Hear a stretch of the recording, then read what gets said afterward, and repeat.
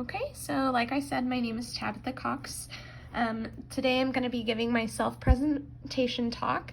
I'm sorry I couldn't be there in person, but I currently have COVID and I'm not feeling good at all. So I'm going to do my best here today. Just stick with me. So where do I come from? I was born and raised in Washington State and then moved to Kansas when I moved in with my aunt and uncle. I moved in with my aunt and uncle when I was around 5 years old because I was in a really bad situation with my parents. So my aunt and uncle basically are my parents. That's who raised me almost my entire life. That's who I would consider mom and dad. So that's a little different than some people. Although I lived in Kansas the longest, my ideals match most closely with the ideals of people of Washington State. What I mean by that is I'm a pretty liberal person. I care about other people. I believe in taxing the rich and helping the poor. Even if it inconveniences me, I want to help other people. I believe in climate change and helping the environment and just a lot of different things, people having basic human rights, that kind of thing. So being in Kansas is kind of weird because I'm kind of the odd one out sometimes, but living in Johnson County has been really nice because I don't feel like the odd one out as often. Race and ethnicity, I identify myself as a white female and I come from a strong European background. I actually did the 23andMe testing a while back because I don't know a lot about my mom's side of the family, and come to find out, the thing I'm most of is French, and I never knew that. Nobody in my family knew that I was French. Nobody ever said anything. That was never mentioned at all anytime, so that's kind of weird, but kind of cool. So I've kind of been looking more into the French culture. I'm Irish, which, makes sense with my maiden last name being Larkin. My grandfather's father was an Irishman, and he married my great-grandmother, who was a Sioux Native American. The story they tell is that, he went to the reservation, he picked her up, they rode horseback, and they settled down in Washington State, and, they never looked back. I'm also German. My grandmother on my dad's side, her parents were both German immigrants. Their last name is Pietz, P-I-E-T-Z, which is kind of cool, and I learned a lot of cooking from my great-grandma. And then the Native American, I don't look it necessarily when you see me, but I am heavily Native American. And I identify with Sioux mainly. I'm also Cherokee, but Sioux is what my grandfather is, and so that's kind of the stories I was told growing up. Those are the kind of tribal tattoos that I have, and that's the kind of research that I do, to just see kind of where it came from. I'm white, and so therefore I've had things easier than those of different backgrounds who are oppressed or treated in a different way because of their race or ethnicity.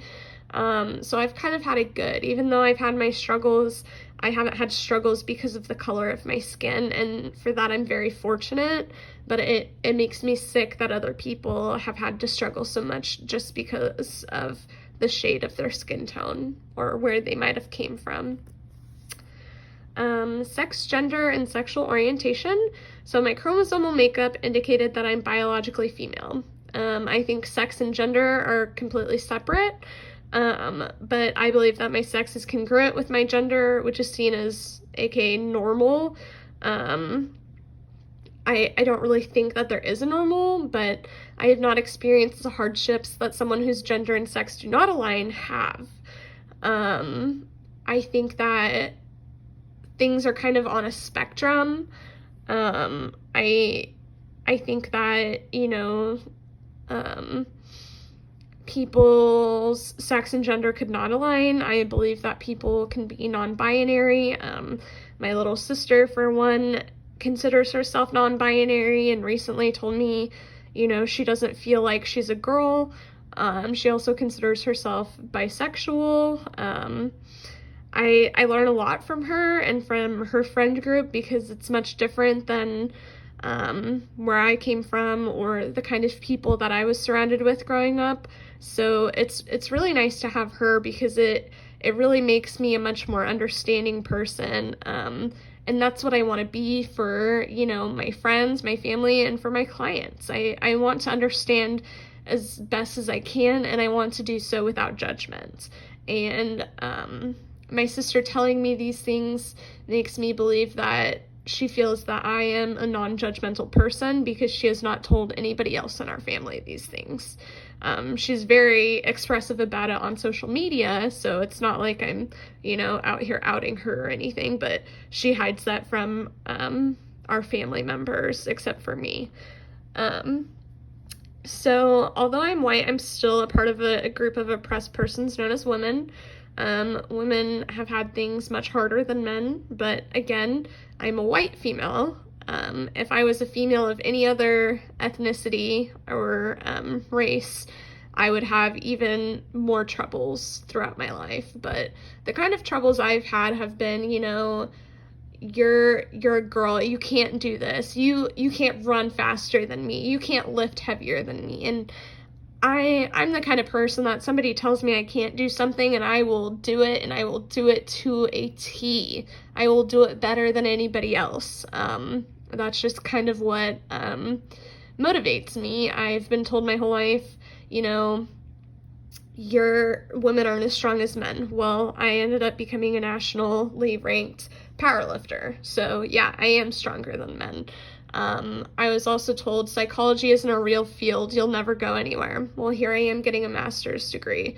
I was told that therapy isn't real. Therapy is for the weak. And I've went through therapy, and I think that everybody would benefit from it. And I don't believe that it's for the weak. And I've just been kind of like teased, as a young girl, I was called a tomboy and things like that, just because I was more athletic and I was more outdoorsy and I wasn't wearing dresses or makeup or anything like that. But yeah, so, they're just like little things and a lot of microaggressions, but, I'm not scared, because, I'm white.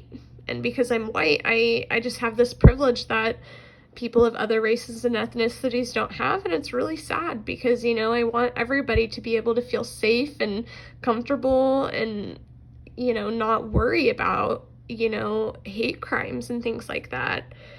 I consider myself straight because I'm attracted to and married to a person of the opposite sex, but like I said before, I think things are kind of on a spectrum.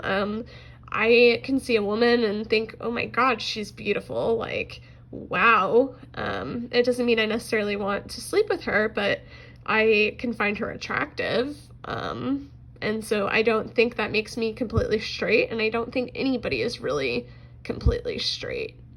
But that's just kind of my personal opinion.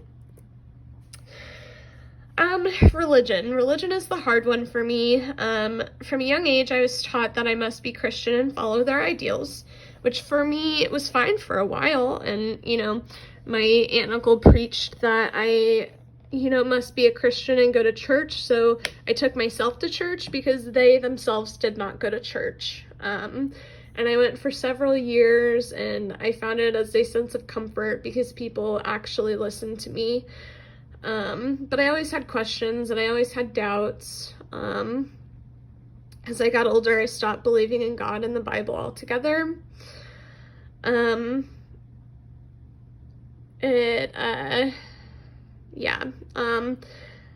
believe organized religions can be a sense of comfort to some people, and they can teach good lessons and ideals, and I believe that they, have the same common themes of be a decent human being, treat others the way you want to be treated, and I feel like they offer just good guidelines on how to be a good person and how to treat the people you're surrounded by.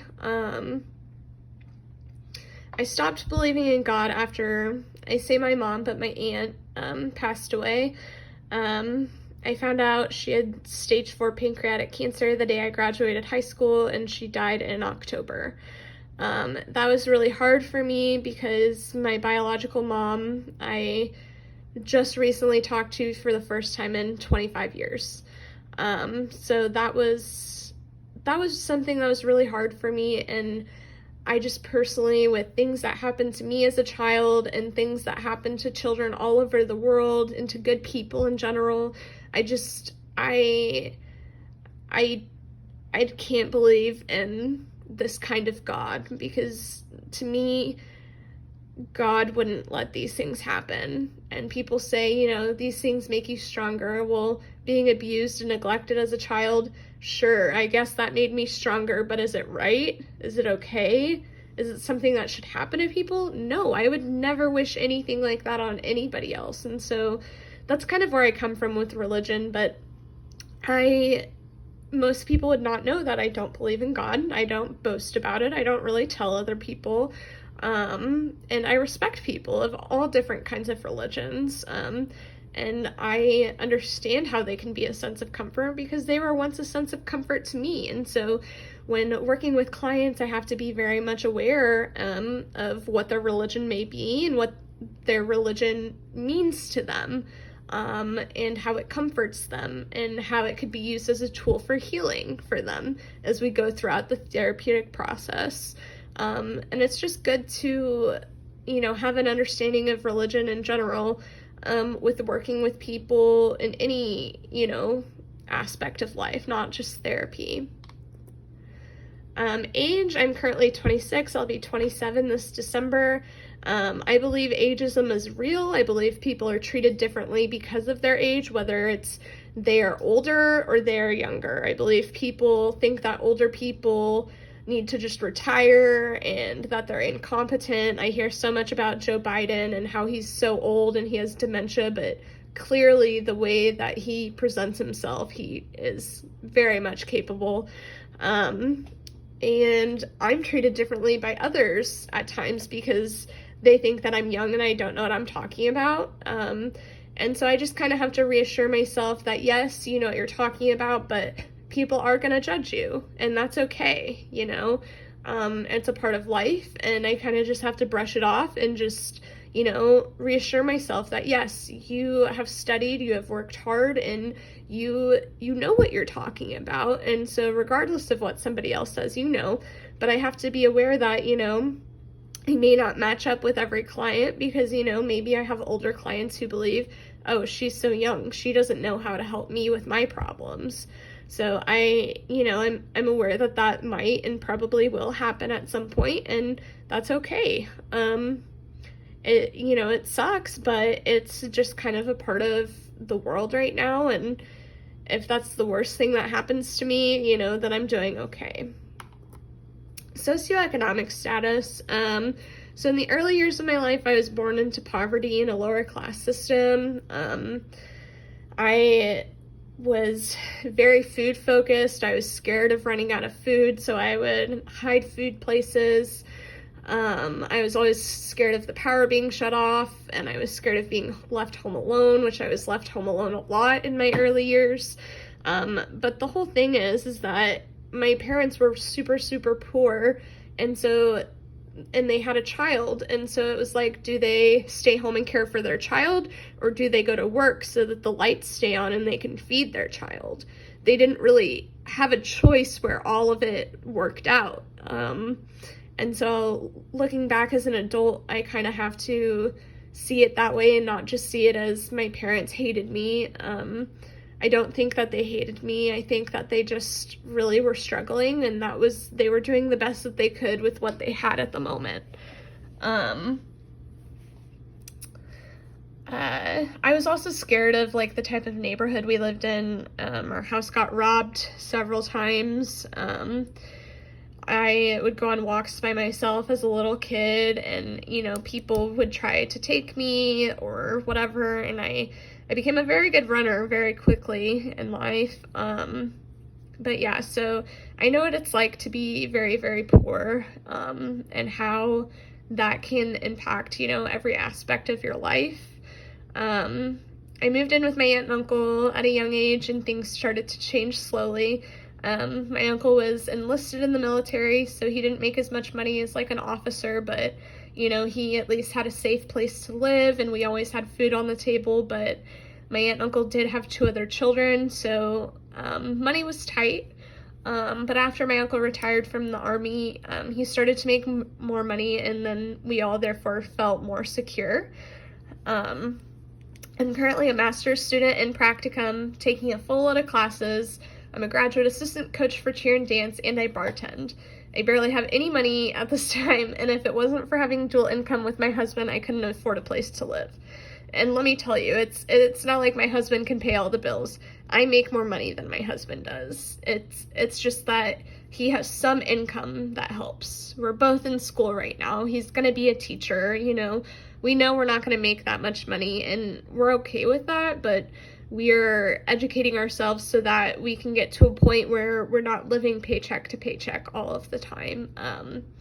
And, you know, having been poor at different points of my life, I really understand how that can impact other people. And so I need to make sure that as a therapist that I find resources for people and that I have empathy for people, you know, who are just going through the same kind of cycles in their life. You know, it's like it's easy enough to tell somebody go to school and get a degree, but how do they afford that degree? How do they ever pay it back? You know, it's this kind of vicious cycle.